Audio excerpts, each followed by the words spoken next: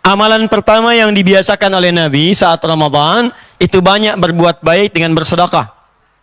Ya, sedekah, sedekah, sedekah, sedekah. Karena itu di Sya'ban ini, ayo coba latihan supaya kebiasaan itu mudah didapatkan saat Ramadan. Nah, apa itu sedekah? Ini seringkali dipahami oleh sementara orang.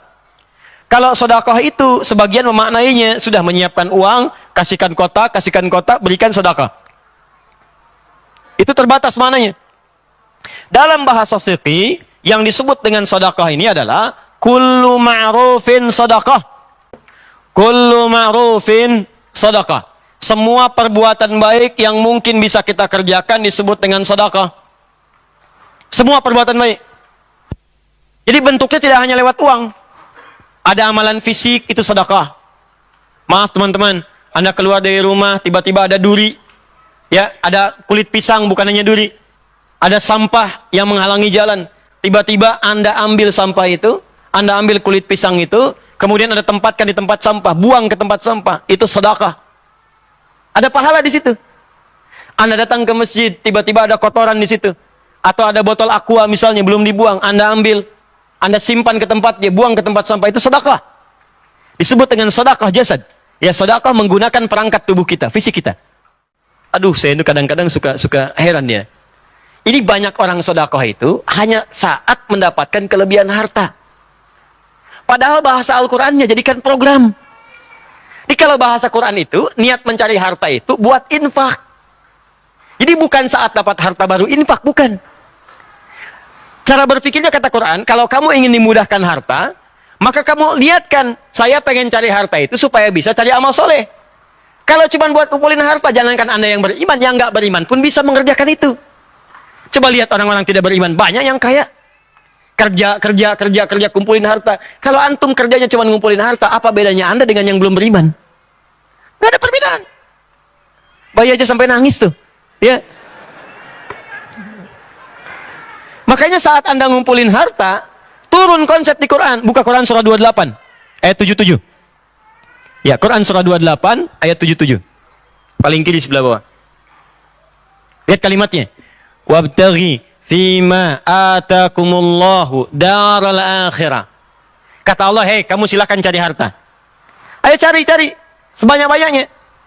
Nanti yang kamu dapatkan itu, kalau ingin diberikan oleh Allah mudah, niatkan untuk akhirat. Karena kenapa? Mungkin ada orang di antara kita yang rajin tahajud, antum belum bisa. Ada yang rajin puasa, antum belum kuat. Susul mereka dengan kemampuan antum mendapatkan harta. Nanti dari situ cari surga lewat harta. Infak. Tapi jangan dulu diinfakin, kata Allah. Wala tansa nasibaka minad dunya. Sebelum infak, cukupkan dulu kebutuhan keluarga Anda. Di infak itu dibagi dua. Satu infak untuk keluarga. Setelah cukup untuk keluarga, keluar cari surga antum sekeluarga. Misal, gaji Anda 30 juta. Amin. Oh. Gaji 30 juta, diukur-ukur kebutuhan rumah tangga 20 juta. Maka kalau kebutuhan Anda 20 juta, Allah kasih 30 juta, 10 jutanya itu untuk cari akhirat. Programkan. Zakatnya, infaknya. Jadi bukan infak dulu keluar, keluarga tidak diurus, tidak begitu. Awas, hati-hati. Di rumah dulu. Makanya ketika suami mencari harta bendanya didapatkan, kewajiban pertamanya infakkan dulu untuk di rumahnya. Turun Quran surah keempat ayat 34. Paling kiri sebelah atas di mushaf. Ar-rijalu qawwamuna 'alan nisa bima faddalallahu ba'dahum 'ala ba'din wa bima anfaqu min amwalihim. Setiap suami itu kata Allah diberikan dua keistimewaan dibanding istri perempuan. Nanti ibu pun punya keistimewaan dibanding suami. Ada ayatnya lagi. Saya ingin bicara tentang suami dulu. Ya, kata Allah, apa dua keistimewaan itu? Pertama, diberikan perangkat kepemimpinan, kekuatan. Makanya kekuatan kepemimpinan itu ada di laki-laki. Wibawanya, kata-katanya, ketegasannya, ototnya, tanda fisiknya. Laki-laki, perempuan nggak ada. Silakan cek. Yang kuat kan kalau disebutkan laki-laki. Kata-kata yang keras laki-laki. Ya, kata-kata yang berwibawa laki-laki. Makanya kalau ada laki-laki yang gemulai, hilang kewibawaannya. Ustadz, saya mau tanya. Habis tuh. Kaget. Tuh. Ya. Makanya nggak ada laki-laki begitu jadi imam, bubar sholat. Allahu Akbar. Siapa yang mau jadi makmum? Paham ya? Nah, jadi itu yang pertama. Ya, makanya nanti di surat Yusuf itu disebutkan pemimpin laki-laki bekerja sama dengan asisten yang manajernya perempuan. Laki-laki itu seperti matahari. Nabi Yusuf pernah bermimpi, saya melihat matahari dan bulan serta 11 bintang sujud pada saya. Diartikan matahari itu Syamsa itu ayah laki-laki, Qamar itu ibu perempuan. Laki-laki itu seperti matahari dengan kekuatannya sengat. Panas. Kalau ada yang ganggu keluarga, ganggu istri, sengat dia. Jangan diam aja. Terusin aja, saya lagi jengkel. Enggak begitu. Ya, sengat dia, lindungi keluarga, kawam. Matahari fungsinya mengeringkan pakaian-pakaian yang sedang basah. Kalau air mata itu mengalir di pipi istri Anda, keringkan dengan kalimat-kalimat Anda. Sayang, jangan menangis sendirian, hatiku gelisah. Itu, catat. Itu maksudnya. Keringkan, keringkan, keringkan. Ya, perempuan seperti bulan. Bulan itu kan keindahan. Orang kalau mau lihat keindahan, nggak ada yang lihat matahari. Belum pernah saya tanya, mau kemana Pak lihat keindahan matahari? Nggak ada. Pasti lihat bulan keluar, indah, tampil. Demikianlah seorang istri yang baik. Begitu suami pulang lihat. Cantik fisik itu relatif, walaupun jelek mutlak. Ya. Tapi keindahan akhlak itu utama. Makanya Sayyidah Khadijah itu kan ketika Nabi melihat, tuh hilang kegelisahannya. Nabi itu sedang capek, lelah. Menerima dakwah, nyampe rumah, lihat wajah istri, baru lihat aja. Itu hilang kegelisahannya, baru lihat wajahnya. Dia bukan bicara masalah kecantikan fisik, bukan. Keindahan kata-katanya, keindahan tampilannya. Itu gimana caranya, Bu? Suami pulang dari kantor, capek, pekerjaan menumpuk, nyampe rumah, ya di jalan diklaksonin, dibalap orang gitu kan, gak enak. Nyampe rumah begitu lihat ibu buka pintu, Assalamualaikum, Waalaikumsalam.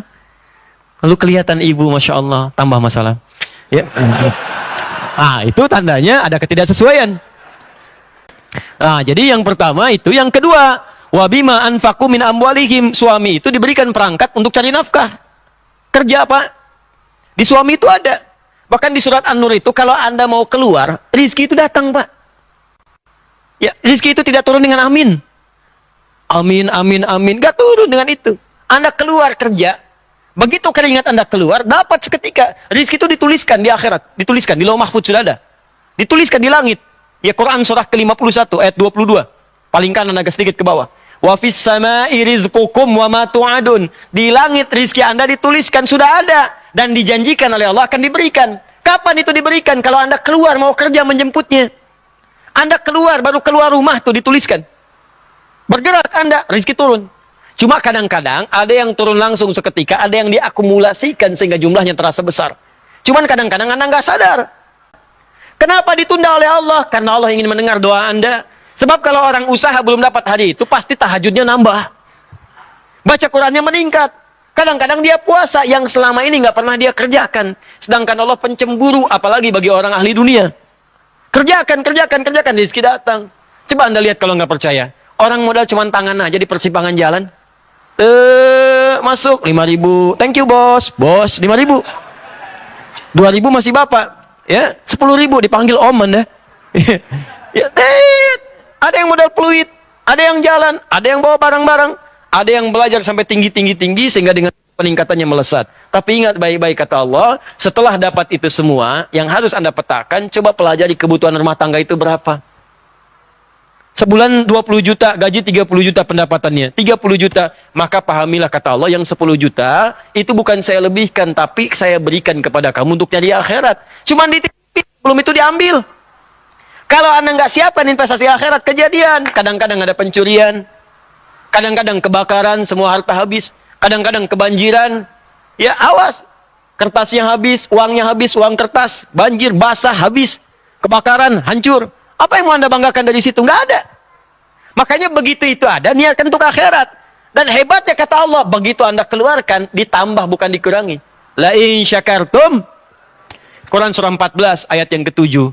Gimana mengeluarkannya? Ada zakat. Begitu zakat dikeluarkan naik 10 kali lipat. Makanya keluar zakat, zakat, zakat, zakat. Makanya kata Allah, kalau ada orang lupa zakat, ingatkan dia. Kalau perlu ambil. Ya, yang berhak supaya dikeluarkan. Saking sayangnya Allah supaya nambah hartanya bukan berkurang. Kalau nggak dikeluarkan ada ancaman, kalau dikeluarkan tambah 10 kali lipat. Di mana dalilnya Ustaz? Quran surah ke-9 ayat 103. Diberikan ke 8 golongan, Quran surah 9 ayat ke-60. Berikan ke 8 golongan. Dapat 10 pahala. Ningkat lagi hartanya. Ningkat minimal 10 kali lipat. Kalau sudah keluar zakat masih ada, infak keluarkan. Infak itu lebih dahsyat. Kalau zakat fardu memang harus keluar. Kalau infak itu sunnah. Kalau dikeluarkan pahalanya lebih daripada zakat, 700 kali lipat paling minimal. 700 kali lipat paling minimal. Dari mana dalilnya Ustaz? Quran surah kedua Al-Baqarah ayat 261. Paling kiri sebelah atas. Matalul ladzina yunfiquna amwalahum fi sabilillah kamathali habba ambatat sab'a sanabil fi kulli sumbulatin mi'atu habba wallahu yudha'ifu liman yasha wallahu wasi'un alim. Orang kalau mau infak diibaratkan kata Allah seperti menanam satu biji, tumbuh 7 tangkai. Setiap tangkai ada 100 biji baru. 1 kali 7 kali 100, 700 kali lipat paling minimal. Bahkan bisa dilipat gandakan tanpa batas sesuai keikhlasan. Makanya kadang-kadang disentuh pengajian ada kotak infak, ya. Itu bukan mobil-mobilan tuh. Lewat, bukan. Kotak infak. Ada tulisan infak. Lewat depan antum. Ada, masukin. Nggak ada, berdoa. Ya Allah, saya pengen infak bulan depan. Begitu berdoa, diniatkan itu mencari untuk infak. Makanya orang-orang beriman itu punya program infak. Sebulan punya program. Saya ini punya 30 ribu, nggak apa-apa. Bagi 30. Anda kerja nih, kelebihan 30 ribu. Bismillah, niatkan keikhlasannya. 30 ribu. 10 ribu, 10 ribu, 10 ribu. 3. 1000 setiap hari. Setiap hari infak. Yang penting ikhlas, gak apa-apa. Ada kerja dengan keringat Anda. Ada anggaran. Jadi bukan saat dapat baru keluar. Bukan. Diniatkan dari awal. Dan itu akan dipermudah oleh Allah. Orang yang usahanya karena akhirat, maka dunianya akan dikecilkan oleh Allah. Maksudnya dimudahkan bagi dia. Kalau nggak percaya silahkan. Dari sekarang. Ya Allah, saya sudah berusaha menunaikan sholat, tahajud, saya sudah lakukan. Namun selama hidup, ya Allah, saya belum maksimal untuk zakat. Mohon berikan rezeki pada saya, ya Allah. Sebelum saya wafat bisa berzakat 25 juta aja. Misal, zakat kan 2,5%. Jadi kalau Anda minta zakat 25 juta, Allah akan berikan 1 miliar untuk Anda. Ya, 2,5% dari 1 miliar kan 25 juta. Ya, maka selebihnya pakai untuk ini, untuk yang lain. Nanti untuk Ramadan siapkan ini. Siap insya Allah? Siap ya? Jangan cuma siap, tapi nggak ada gitu. Ya. Saya minta betul-betul serius. Ya, saya minta serius. Kerjakan. Ya, jadi ayat Ramadan itu diikat dengan kata la'allakum. La'allakum tattaqun. La'allakum itu dalam bahasa Arab disebut harfu taraji. Harfu taraji itu huruf yang menunjukkan harapan yang ingin diraih, tapi tidak akan didapatkan kecuali dengan serius dan kesungguhan. Jadi tidak semua orang puasa bisa mendapatkan takwa kecuali yang sungguh-sungguh yang serius. Tidak semua orang sedekah dapat pahala kecuali yang serius. Kedua, siapkan agenda interaksi dengan Al-Quran. Dari sekarang latihan, supaya saat Ramadan jadi kebiasaan. Ada 3 jenis caranya. 1, memperbanyak bacaan disebut dengan qiraah namanya. Apa namanya? Qiraah. Ayo banyakin dari sekarang baca. Maaf ya, maaf. Masih bulan Sya'ban, sekarang belajar dulu baca dengan benar. Bukan memperbanyak khatamnya, yang dibaca itu benar. Bacaan benar itu yang diperbanyak. Jadi jangan sampai ngejar khatam tapi bacaan panjang pendek gak beraturan. Dalil muttaqin fi qulubihim la yakallifullah. Bukan begitu caranya. Ya, Anda belajar tajwid dulu, baca dengan baik dan benar. Setelah belajar baca baik dan benar, maka bacakanlah Quran. Saat Anda belajar itu, pahalanya 2 kali lipat dari orang yang lancar. Pahalanya 2 kali lipat dari orang yang lancar. Dalilnya At-Tirmidzi nomor hadis 2920. At-Tirmidzi nomor hadis 2920. Walladzi yatata'ta wa huwa syaqun 'alaihi falahu ajran. Orang yang belajar baca Quran sampai lancar, dimulai dengan terbata-bata, yatata'ta syaq, berat mengucapkan hurufnya, terbata-bata bacanya. Orang baca alif lam mim, dia baca alif lam mim, falahu ajran, dia mendapatkan pahala 2 kali lipat dari orang yang lancar. 2 kali lipat. Kalau gitu saya nggak lancar aja Ustadz ya, gitu. Bukan. Cara berpikirnya keliru. Maksudnya 2 kali lipat itu sekali untuk kesungguhannya belajar, sekali lagi untuk bacanya yang benar. Jadi begitu antum bacakan, kalau Anda lancar nanti, hadisnya At-Tirmidzi nomor hadis 2910. Ya, setiap hurufnya 10. Jadi kalau alif lam mim berapa huruf? 3 kali 10? 30. 30 itu bukan sekedar dibaca tapi ma'asyafaratil kiramil bararah. Lengkapi hadisnya. Ma'asyafaratil kiramil bararah. Orang yang punya kebiasaan baca Al-Quran, bacaannya sudah lancar, hobi baca Quran, maka Allah mengutus satu malaikat khusus mendampingi dirinya. Malaikat itu disebut dengan kiramil bararah. Dia orang yang ahli Quran, rajin baca itu di sampingnya ada malaikat. Namanya safaratil kiramil bararah. Jadi malaikat yang kiramil bararah, menjaga kebaikan. Makanya nggak ada ahli Quran yang kotor. Cukup bapak ibu bawa Quran ke rumah. dan baca sekeluarga, rajin baca Quran, itu pasti perilaku keluarga itu, akhlaknya, adabnya akan berubah. Jadi orang baik, Bu, Pak. Kata-katanya baik, penglihatannya baik. Karena semua yang di Quran itu baik. Jadi kalau orang dekat dengan Quran, pasti jadi orang baik. Nah, kalau Anda biasakan sekarang, Ramadan sudah lancar. Begitu lancar Ramadan, Anda bacakan. Pahalanya berapa? Pahalanya naik. Khusus untuk Ramadan kali 10 lagi. Jadi kalau Anda sekarang baca, pahalanya 10. Ramadan baca, pahalanya 100 setiap hurufnya. 100. Ya Pak, Ibu kalau ingat bicara pahala, gini cara memahaminya. Kalau bicara pahala, ingat dosa. Gitu. Di pahala itu lawannya dosa. Amal soleh melahirkan pahala, mengangkat kita ke surga. Amal salah melahirkan dosa, menjerumuskan ke neraka. Rumus menggugurkan amal salah, perbanyak amal soleh. Sehingga pahala ini bisa menutup dosa. Itu di hadis Muslim rumusnya. Maka rumus kata para ulama, cari amalan yang saat dikerjakan bisa menutup dosa. Amalan itu sederhana, tapi saat dikerjakan pahalanya banyak. Apa diantaranya? Baca Quran. Kalau yang lain-lain sekali amalan 10, Quran itu sehuruf 10, Ramadan satu hurufnya 100. Bayangkan Anda berbuat dosa 50, Anda bacakan satu huruf. Habis tuh, masih sisa 50 kebaikan. Ya, ada yang ngitung-ngitung kan sampai maghrib, ya Allah, dosanya 299. Alif lam mim. Habis. Itu kalau hitung-hitungan. Kalau nggak kehitung kan di akhirat kelihatannya. Kumpulin. Makanya Nabi saja, Nabi kata Ibnu Abbas radhiyallahu taala anhuma dan rawi-rawi yang lain, itu setiap Ramadan minimal khatam 1 kali. Nabi kita, Nabi Anda, Nabi saya, Nabi kita semua khatam 1 kali paling minimal. Contoh sederhana, bisa beliau khatam puluhan kali, cuma untuk memberikan amalan-amalan yang mudah, gampang diikuti. Minimal adalah perbanyak bacaan kita. Ayo kumpulkan saat Ramadan. Al-Imam Asy-Syafi'i setiap hari selain Ramadan itu khatam Quran sehari sekali. Khusus untuk Ramadan sehari 2 kali khatam. 2 kali khatam. Makanya ulama-ulama dulu itu ngajarnya sebelum Ramadan 11 bulan ngajar. Ramadannya khusus untuk beramal. Nah Ustadz sekarang agak susah karena permintaannya datang saat Ramadan. Makanya saya tahun ini Ramadan nggak ngajar saya sudah habiskan ngajar, saya sampaikan, saya mau beramal, saya masih banyak dosa. Ya, saya mau banyak merenung Ramadan ini, mau banyak istighfar, banyak beramal. Nanti saat itikaf baru kemudian kita perbanyak lagi amal-amal soleh dengan bimbingan khusus menghafal Quran. Ya, insya Allah tahun ini saya sudah sampaikan materi Ramadan di salah satu channel televisi, nanti disampaikan. Nanti di situ akan muncul selama 30 hari.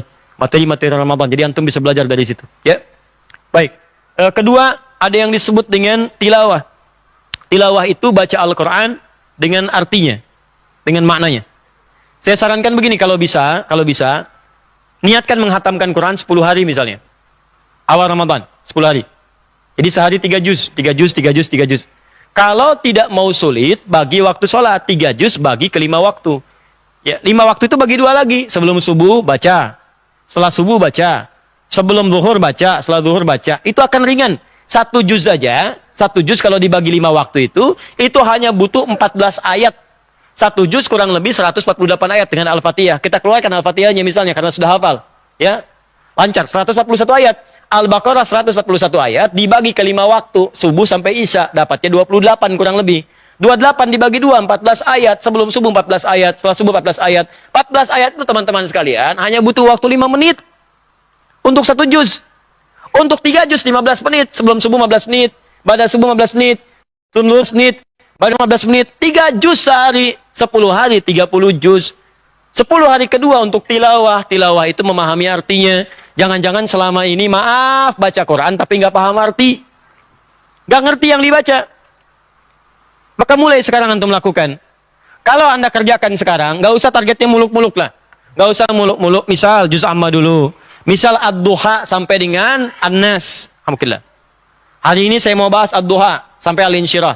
Hari keduanya ini, hari ketiga ini. Antum rasakan. Allah sudah berjanji lewat lisan Nabi. Orang yang tilawah itu dapat keunggulan dibanding qiraah. Keunggulan pertama yang tilawah pasti baca ayat, dapat pahala dari bacaan. Keunggulan yang kedua, orang yang tilawah mendapat 4 kemuliaan lagi di hadis Muslim. 1, nazalat alaihimus sakinah. Orang yang rajin tilawah akan diberikan ketenangan dalam hatinya. Makanya orang baca Quran dengan terjemahan, dengan tafsir, itu ke hati lebih kuat getarannya dibandingkan hanya baca tanpa paham arti. Yuk rajin tilawah. Ya saya sarankan ya, setiap hari itu coba minimal misalnya walaupun 1 ayat. Atau 1 surat yang pendek-pendek. Targetkan, hari ini saya pengen paham surat Ad-Duha. Sehari aja.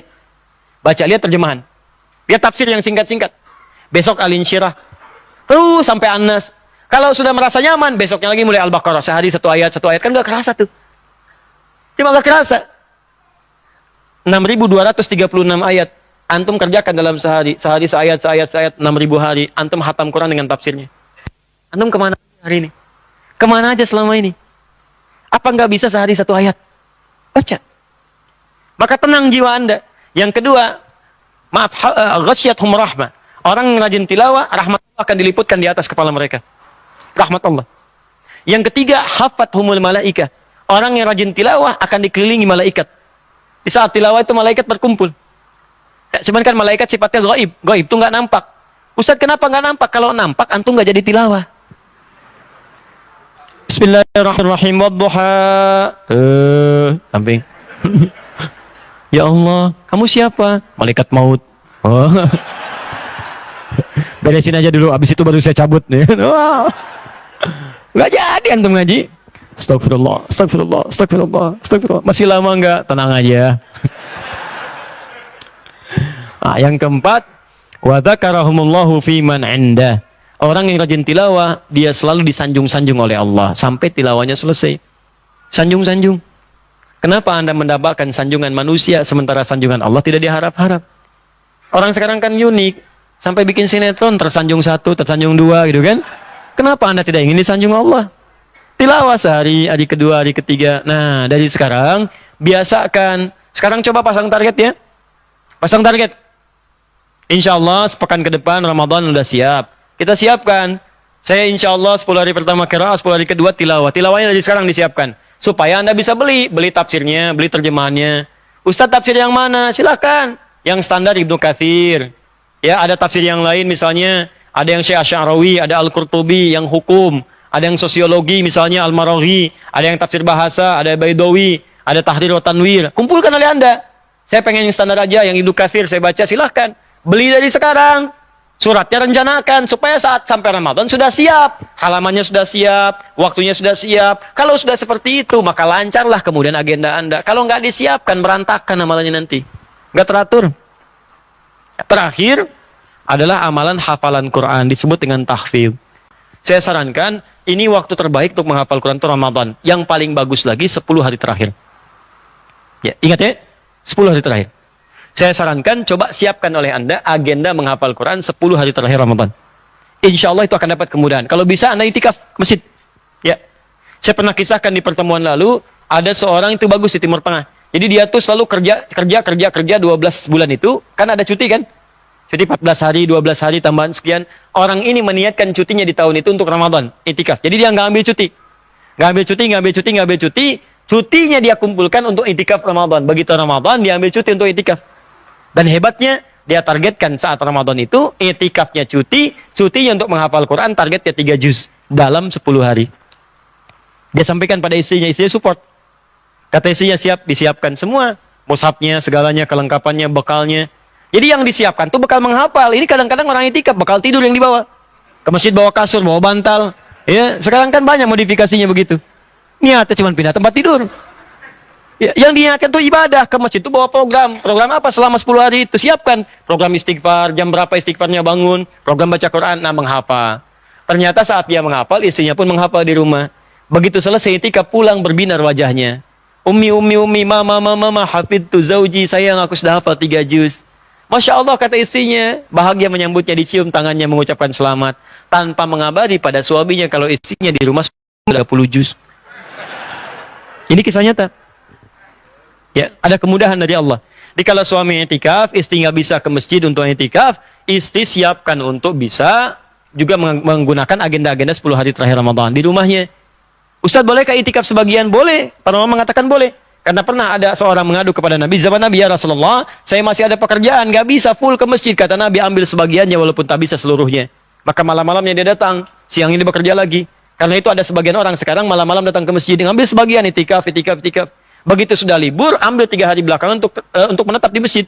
Ya, menetap itikaf sempurna. Mudah-mudahan amalannya diterima, dosanya diampuni oleh Allah Subhanahu wa taala. Ya. Nah, itu kemudian yang nomor 3, siapkan puasa sunnah dari sekarang ya.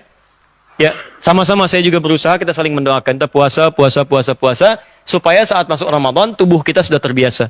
Metabolismenya teratur, tubuhnya sudah siap. Jangan-jangan nanti mohon maaf karena nggak biasa puasa, tubuh kita kaget saat masuk Ramadan. Makanya kata Sayyidah Aisyah, Nabi itu banyak puasa di bulan Sya'ban untuk mencontohkan pada umat supaya jadi kebiasaan sampai Ramadan sudah terbiasa. Jangan sampai nanti nggak pernah puasa begitu Ramadan, susah. Ya, pernah ada saya nyampaikan berita kawan saya, ada seorang preman tobat bagus. Nah, tobatnya mendekati Ramadan karena nggak biasa puasa, dia puasa. Karena sudah tobat, dia puasa. Ya, siang-siang di aktivitas jalan. Begitu jalan, muncul hasrat ketegasannya. Karena ada rumah makan buka siang-siang. Datang ke situ. Dimarahin yang punya rumah. Pukul mejanya. Apa nggak bisa menghargai orang puasa? Kalaupun mau buka, tutup dong pakai tirai katanya luarnya. Tutup sama dia. Ya, gemetaran dia tutup. Begitu ditutup, premannya keluar lagi ngintip. Kanan kiri nggak ada. Pak, es teh manis 1 ya katanya. Nggak kuat dia rupanya. Ah, ini kalau nggak kebiasaannya begitu. Ya, siapkan ya.